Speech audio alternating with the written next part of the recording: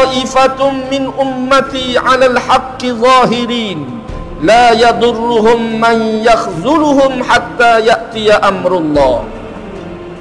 Maksudnya akan tetap ada dalam kalangan umatku sekumpulan yang bangun menyatakan kebenaran. Mereka tidak boleh dimudaratkan oleh orang yang menentang mereka sehingga datangnya urusan Allah. Hadis riwayat Tirmizi.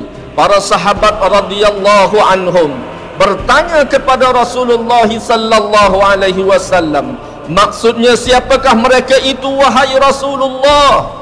Lalu Rasulullah sallallahu alaihi wasallam bersabda, hum ashabu baitil maqdis wa aknafu baitil maqdis.